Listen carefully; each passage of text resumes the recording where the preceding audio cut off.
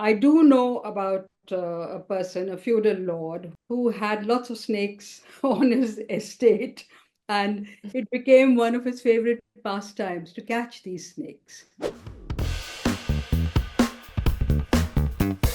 A lot of male writers have these very large universes where they describe what's happening, I would say, in broad strokes. Whereas you write a lot, at least in this particular book, you take the domestic environment and you say something profound through that. Alice Munro did the same thing.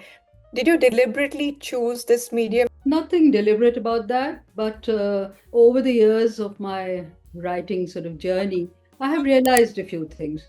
One is that there's nothing like small and big. In Tomb of Sand, I'm rather fond of that. This woman, who starts off as a very domesticated, simple-looking, ordinary-looking housewife, she, by the end of the tale, has turned into a larger-than-life icon of many, many things. And at some point, it's some part of the day where she's standing and she's a woman who is almost shriveled and tiny, nearing 80. And her shadow at that time of day is really long.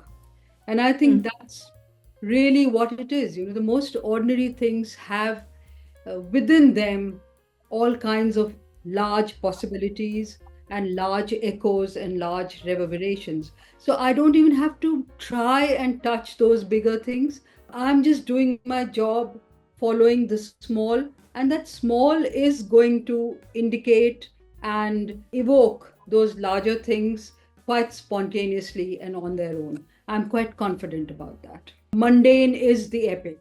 I mean, you spoke of men and women writing there. I've also sometimes thought that um, a lot of male writers who are really writing very sensitively and beautifully. And remember that, I mean, literature is full of tiny details, and all writers, male or female, are, specializing in these details. I sometimes get the feeling that some of the finest male writers are actually quite feminine and quite female in their writing.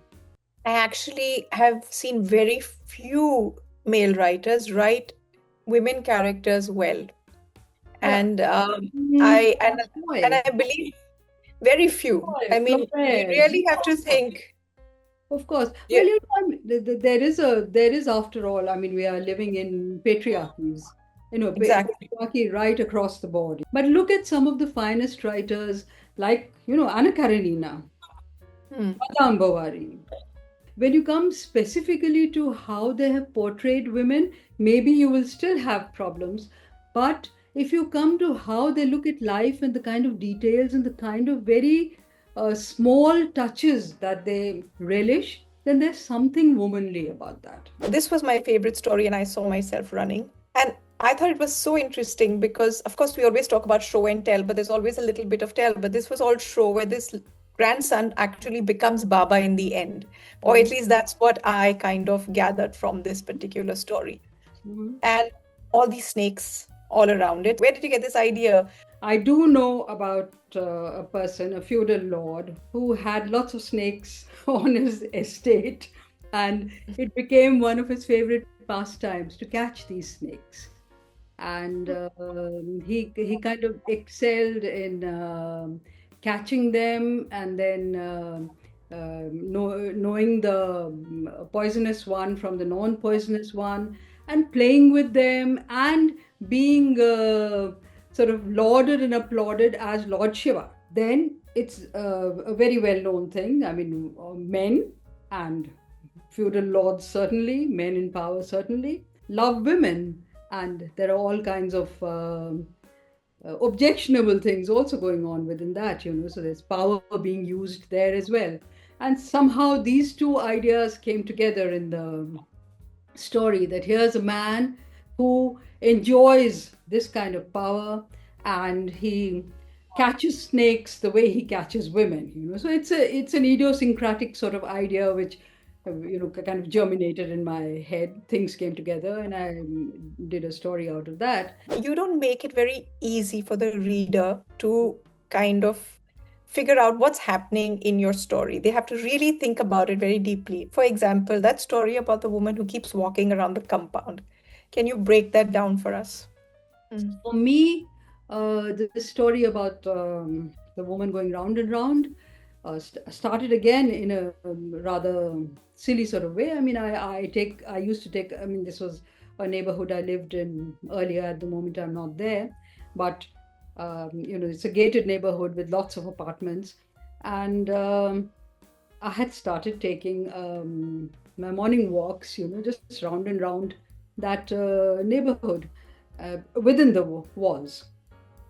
And one of those days, and it was, I used to love my morning walk. And one day I think I was just going round and round and round. And at some point, I began to think of myself as a kind of wheel, you know, and that the wheel is going round and round like this. And then when you sort of want to stop it, it doesn't for some time, with its own sort of force and dynamic, it just goes on for some time.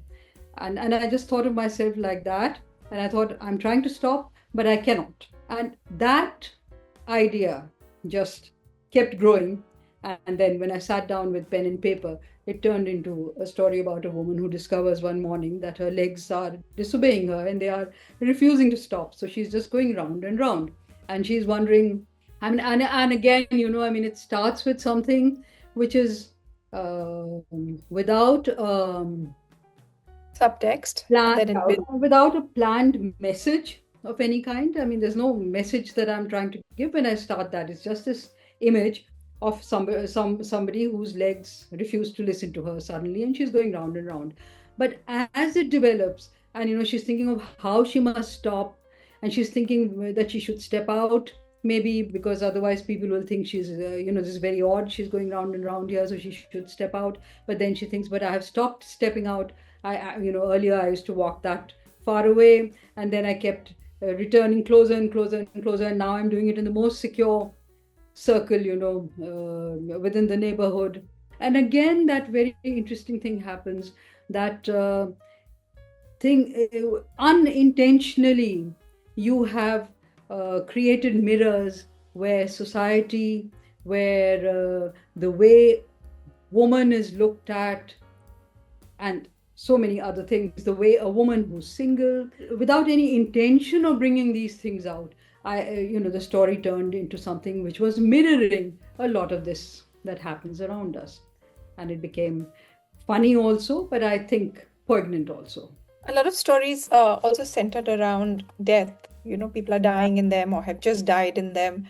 So what role do you think mortality has to play in human existence? What is it? Is it a driving force? Is it a motivation? Is it just the end? My first answer to that would be that, look, it's perfectly natural. I mean, death is such a natural part of life, and we're living with it all the time. What does it mean in literature? I think it means very different things. It does very different things. If you've read Red Samadhi, Tomb of Sand, there are two big deaths out there, and there's a lot of sort of story around the transgender, who is, as we all know, much ridiculed, feared figure.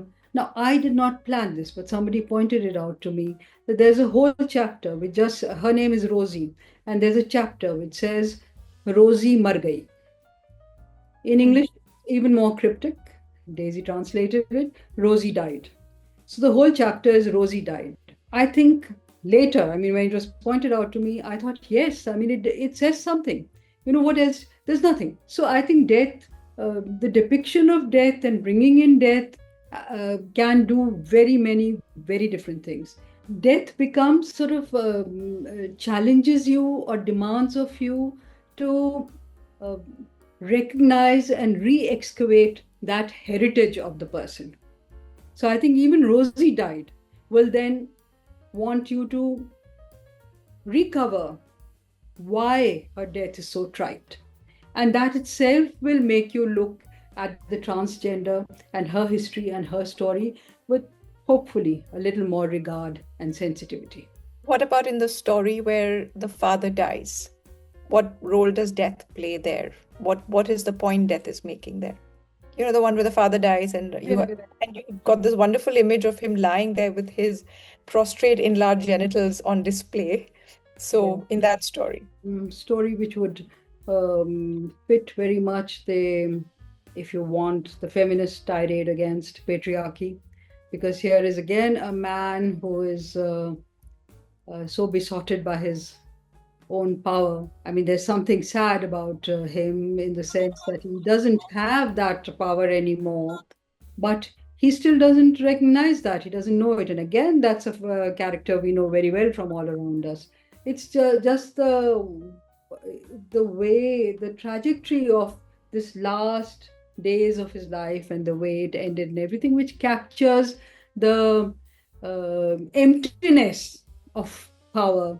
They the big sort of noise one makes about power, and ultimately, I mean, what is it? It's really nothing. So he's just like fluff.